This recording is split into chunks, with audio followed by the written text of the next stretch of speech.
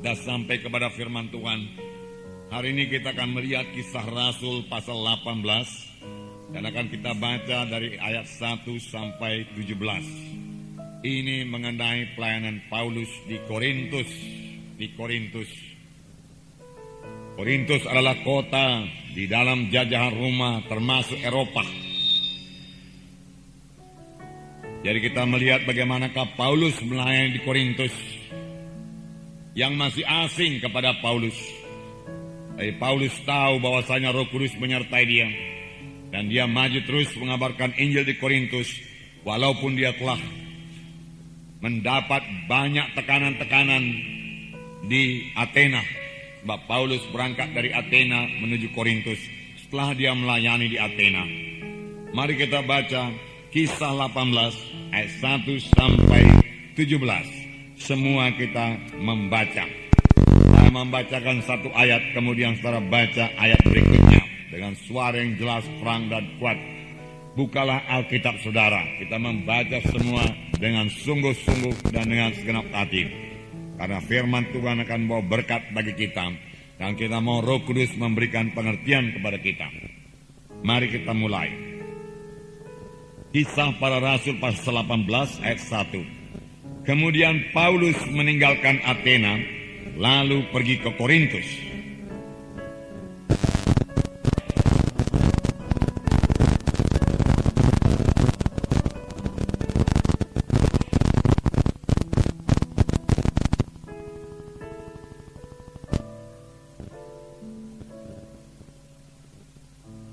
Dan karena mereka melakukan pekerjaan yang sama, ia tinggal bersama-sama dengan mereka.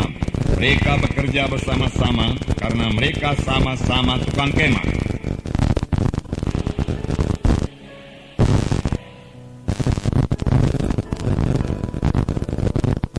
Ketika Silas dan Timotius datang dari Makedonia, Paulus dengan sepenuhnya dapat memberitakan firman, di mana ia memberi kesaksian kepada orang-orang Yahudi bahwa Yesus adalah Mesias.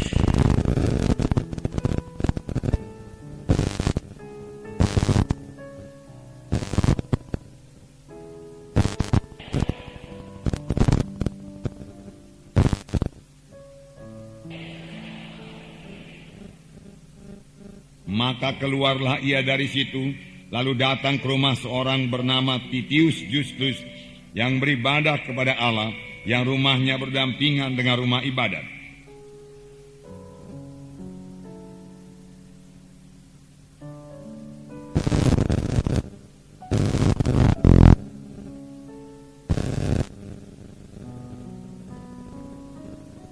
Pada suatu malam berfirmanlah Tuhan kepada Paulus dalam suatu penglihatan, "Jangan takut, teruslah memberitakan firman dan jangan diam."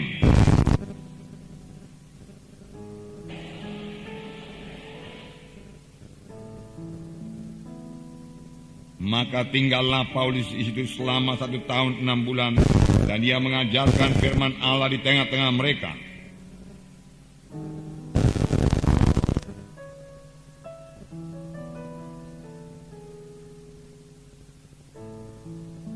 Kata mereka, ia ini berusaha meyakinkan orang untuk beribadah kepada Allah dengan jalan yang bertentangan dengan hukum Taurat.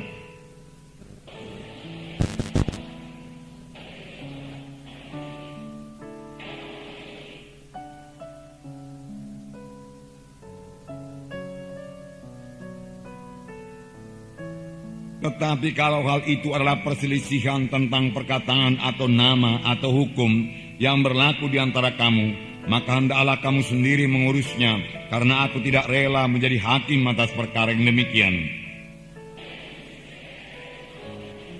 Maka orang itu semua menyerbu Sostenes, kepala rumah ibadat, lalu memukulinya di depan pengadilan itu. Tetapi Galio sama sekali tidak menghiraukan hal itu. Saudara, dikatakan tadi di sini kemudian Paulus meninggalkan Athena lalu pergi ke Korintus. Memang sangat sulit pelayanan Paulus di Athena. Dan Paulus tidak begitu berhasil di Athena. Hanya beberapa orang saja selamat.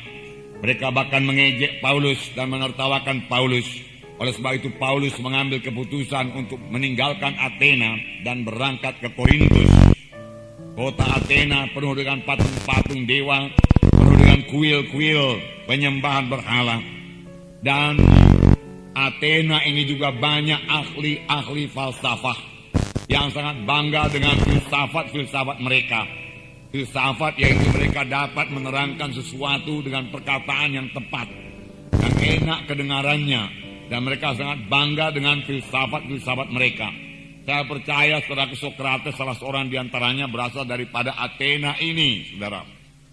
Nah, kepada orang-orang yang demikianlah Paulus mengabarkan Injil.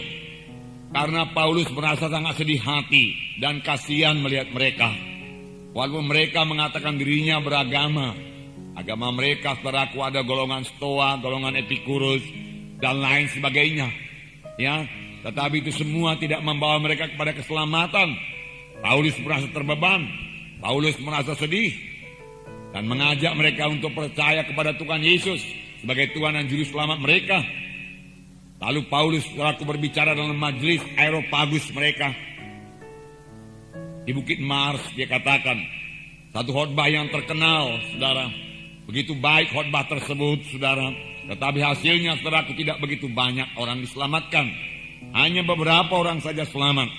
Bahkan waktu Paulus mulai mengkhotbahkan mengenai Tuhan Yesus, kematian dan kebangkitannya, mereka menertawakan Paulus dan mengejek Paulus. Mereka mengatakan Paulus itu seorang pleter. Pleter yaitu seekor burung kecil, ya, yang suka memungut makanan di sana sini, di sana sini. Nah, jadi dia katakan Paulus sedikit falsafah di sini, sedikit falsafah di sana, sedikit falsafah di sini. Lalu kau kumpulkan, kau beritakan kepada kami. Oleh sebab itu Paulus digelar oleh mereka itu, dinamai mereka itu si pleter. Si pleter itu meremehkan, melecehkan Paulus. Jadi mereka, saudaraku, tidak percaya kepada Injil yang dibawa oleh Paulus. Oleh sebab itu, saudaraku, Paulus mengambil keputusan berangkat ke Korintus dengan hati yang berat, saudaraku. Dia tidak begitu berhasil di Athena, hatinya berat. Namun itu tidak membuat Paulus berhenti mengabarkan Injil.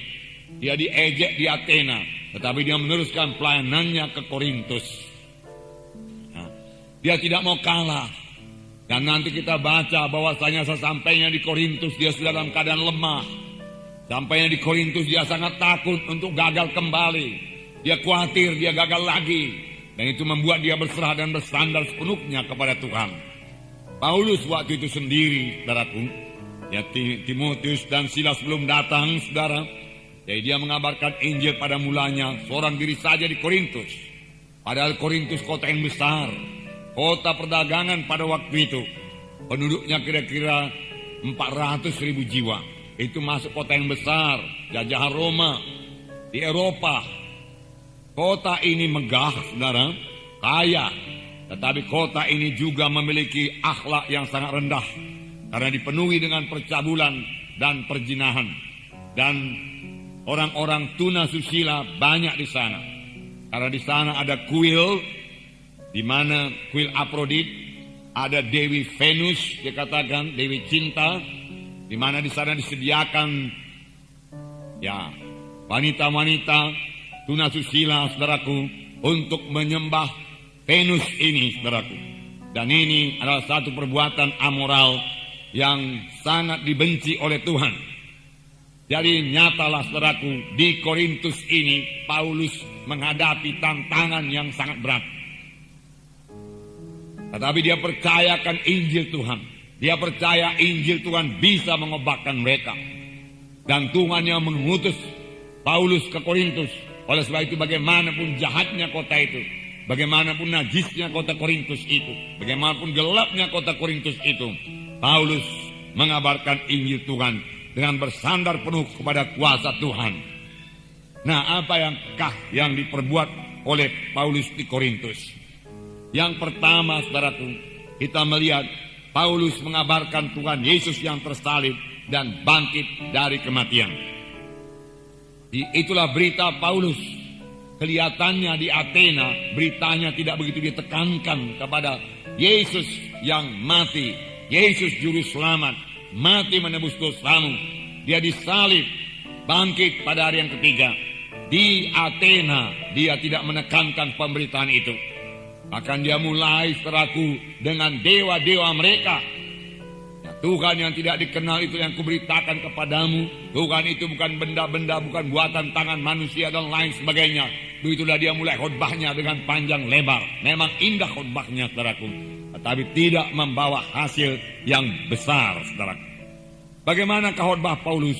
Kemudian hari Paulus menulis surat kepada sidang Korintus yang memang sudah berdiri karena Paulus melayani dengan bersandar kepada kuasa Tuhan.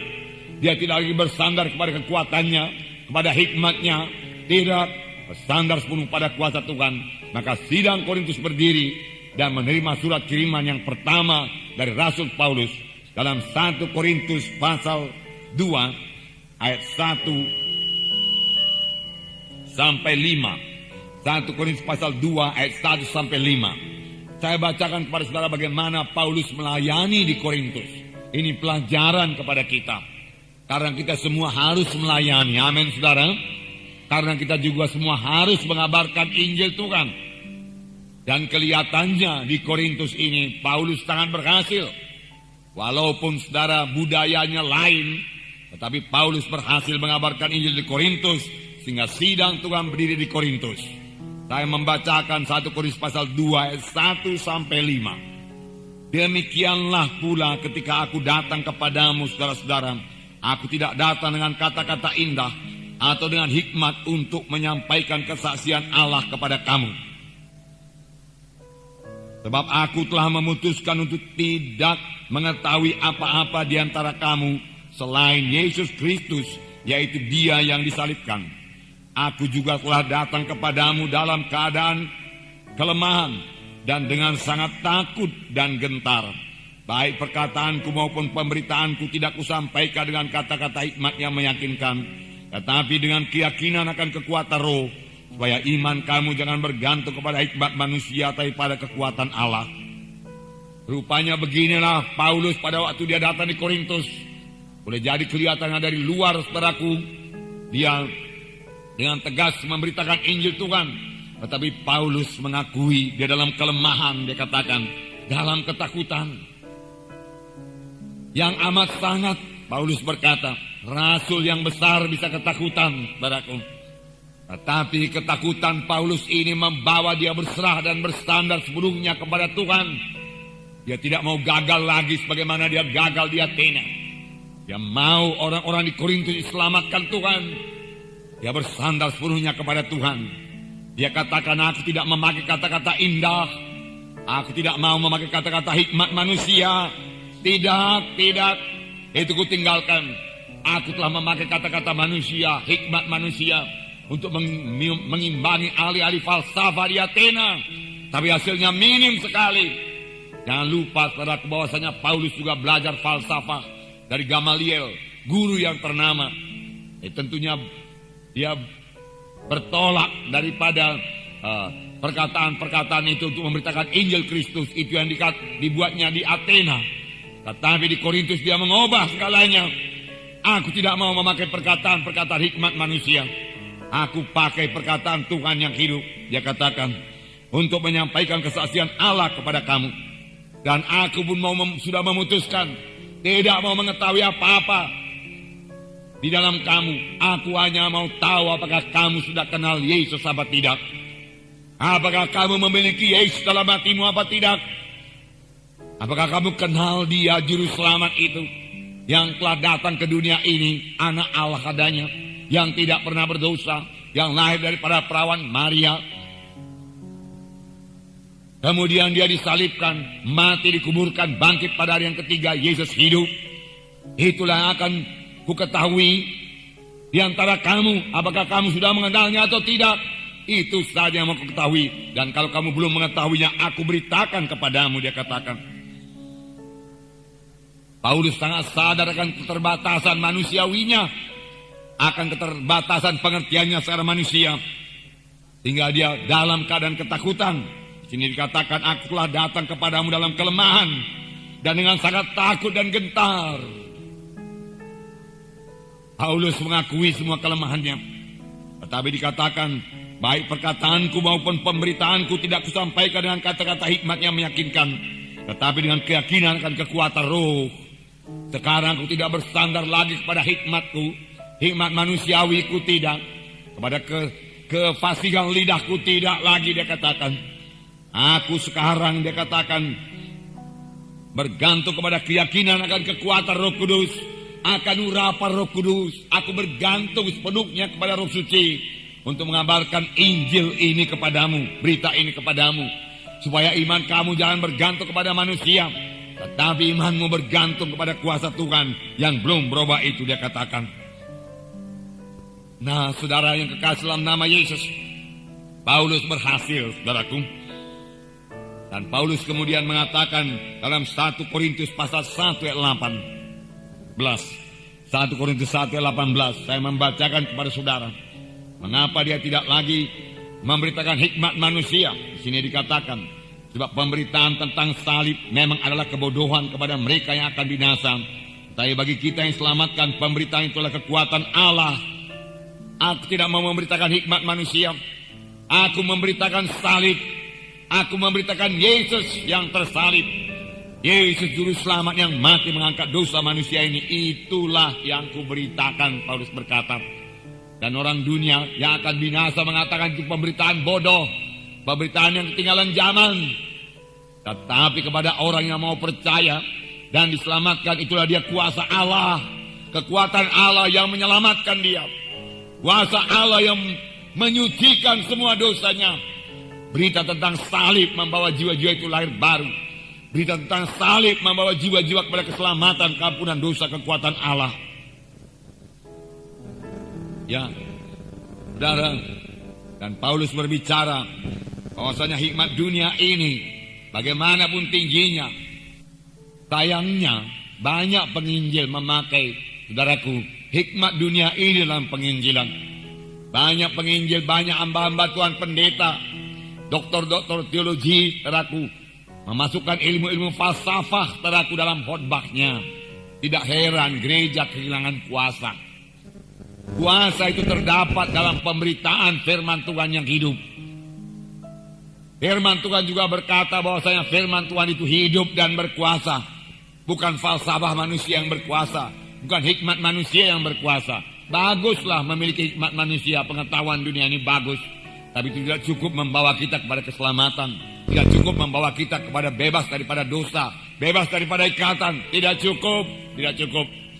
Saudara, dan Paulus mengatakan bahkan hikmat dunia ini kebodohan kepada Allah.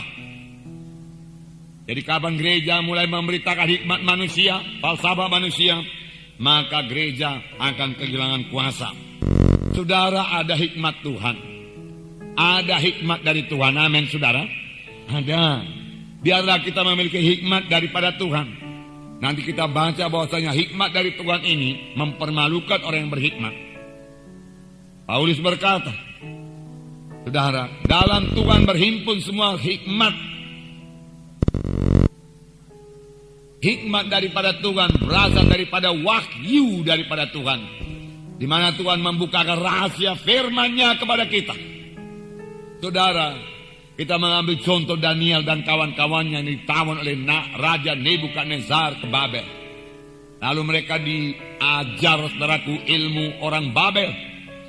Daniel menguasai semua ilmu dan kepintaran orang Babel, dan dia belajar. Tetapi setelah diuji oleh raja, ternyata Daniel, Sadra, Mesa, Abednego didapati 10 kali lebih pintar daripada semua ahli-ahli jampi, orang-orang muda dalam kerajaan Nebukadnezar. Lalu Daniel beroleh kedudukan yang tinggi dalam kerajaan Nebukadnezar. Mengapa, saudaraku? Karena Daniel selain memiliki hikmat dunia ini yang diajarkan kepadanya, dia memiliki hikmat daripada Tuhan.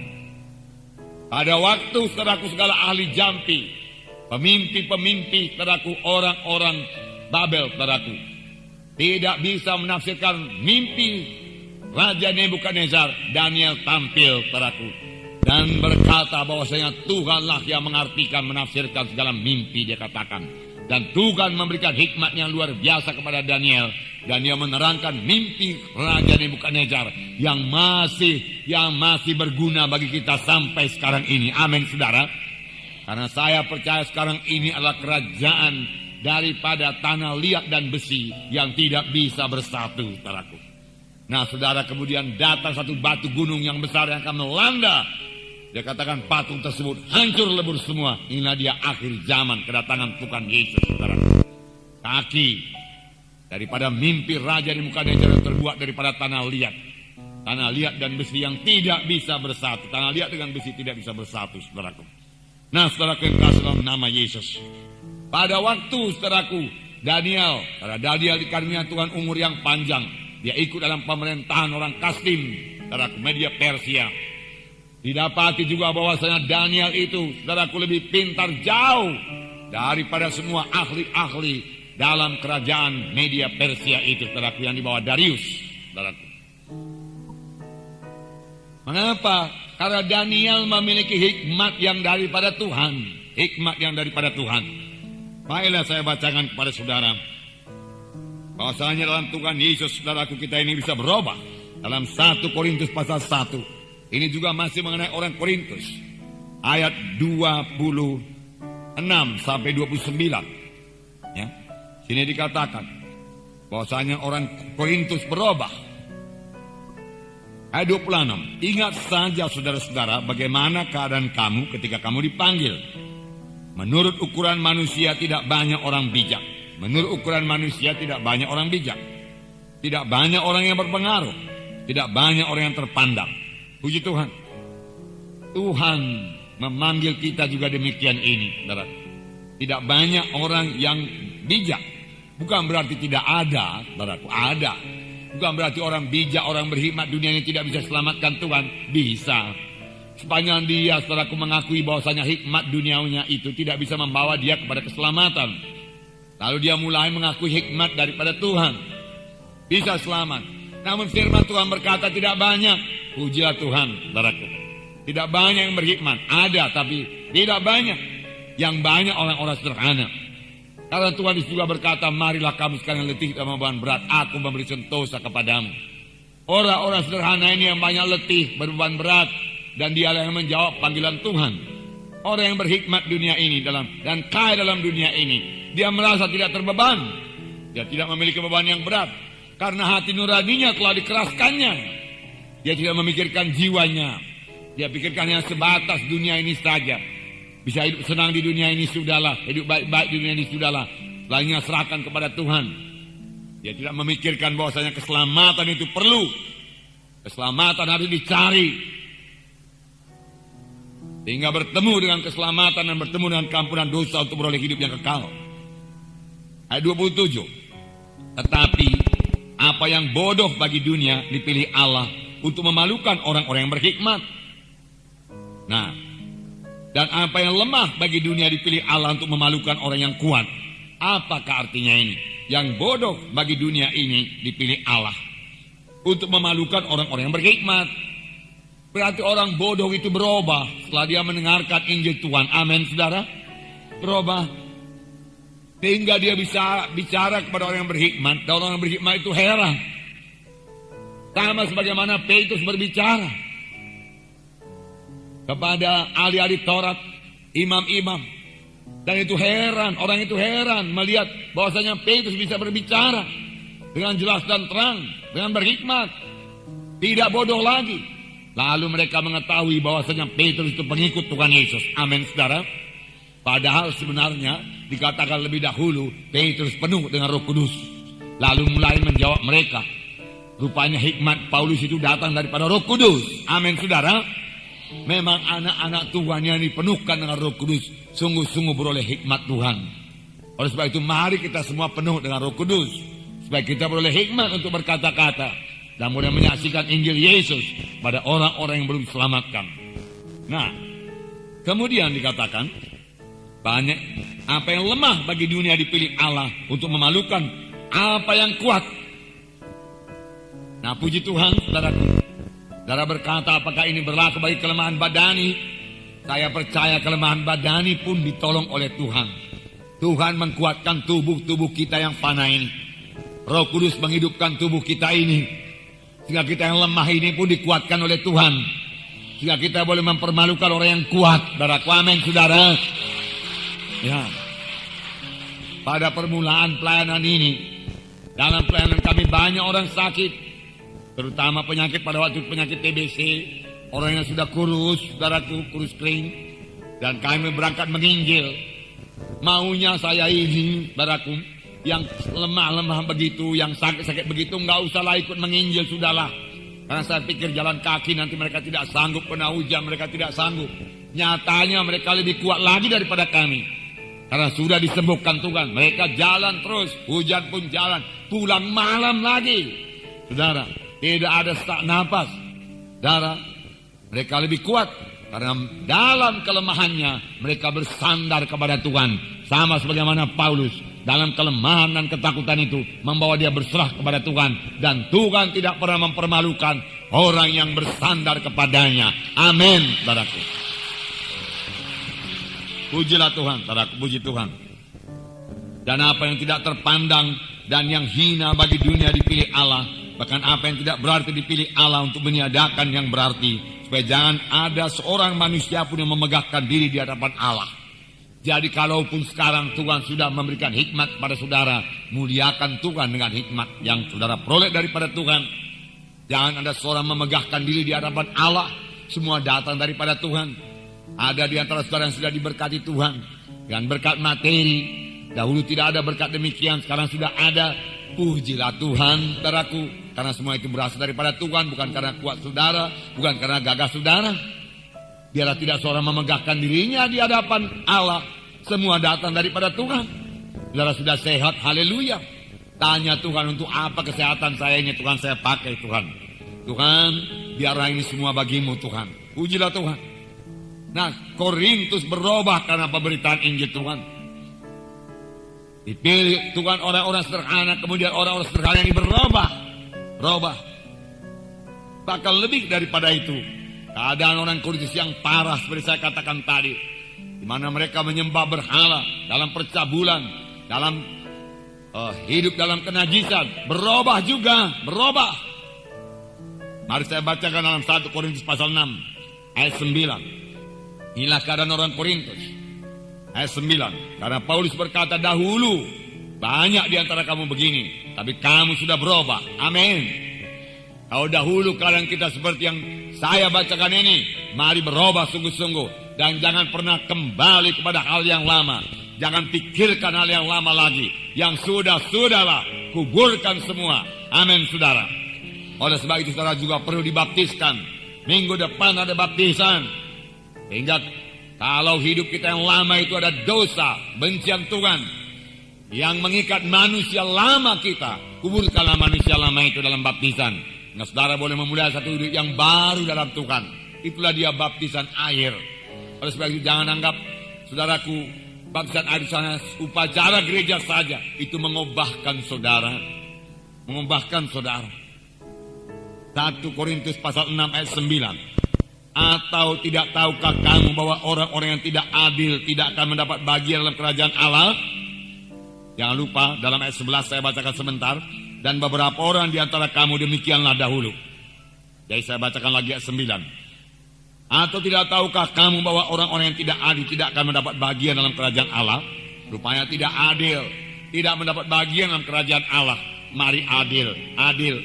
Amin, saudara. Nah, orang-orang yang tidak adil tidak akan mendapat bagian dalam kerajaan Allah. Kalau selama ini kita kurang adil, mari berubah jadi adil. Amin. Adil itu karakter Yesus, saudaraku. Ya. Jangan pertahankan ketidakadilan itu. Jadilah adil. Kemudian dikatakan, janganlah sesat, orang cabul, penyembah berhala, orang berzina, banci, orang pemburit, pencuri, orang kikir, pemabuk, pemfitnah dan penipu tidak akan mendapat bagian dalam kerajaan Allah. Ayat 11. Dan beberapa orang di antara kamu demikianlah dahulu. Jadi dahulu orang-orang Korintus ini banyak yang ikut dalam percabulan, penyembahan berhala dan lain sebagainya. Tetapi kamu telah memberi dirimu disucikan. Kamu telah dikuduskan Tuhan Yesus Kristus dan dalam roh Allah kita. Amin. Rupanya sepanjang kita sadar dan mau melepaskan semua dosa-dosa yang jahat tersebut, Tuhan mau menyucikan kita dengan darah Yesus dan menjadikan kita ini kejadian yang baru di dalam Tuhan Yesus. Amin. Oh, bermegah dalam Tuhan, saudaraku. Dan biarlah kita sadari supaya kita sungguh-sungguh meninggalkan semua dosa. Bahwasanya orang-orang cabul tidak mewarisi kerajaan sorga. Orang penyembah berhala tidak mewarisi kerajaan sorga. Walau dia orang Kristen. Walau dia menyebut nama Yesus. Bukan orang yang menyebut nama Yesus masuk dalam kerajaan sorga. Hanya orang melakukan kehendak Bapakku di sorga. Tuhan berkata. Banyak orang mau mengikut Tuhan Yesus. Mengaku dirinya orang Kristen. Tetapi tidak mau meninggalkan dosanya. Dia mau hidup terus dalam dosa. Enggak bisa lah, saudaraku.